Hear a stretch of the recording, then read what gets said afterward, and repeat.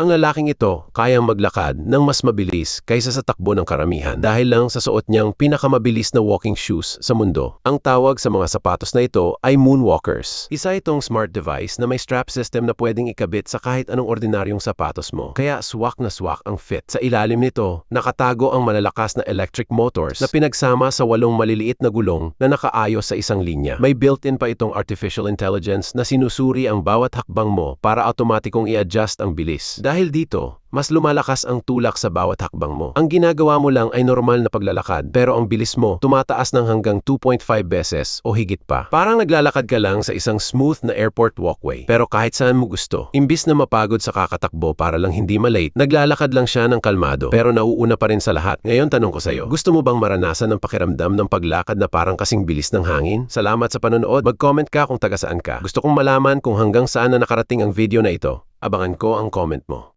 Ganito gumagana itong magnetic power bank. May magnet siya, automatic didikit sa phone mo. Tapos wireless na siyang magcha-charge, no need ng wires. Kahit gamitin mo, tuloy-tuloy pa rin ang pagcha-charge. Simple lang pero sobrang useful. Check out mo na.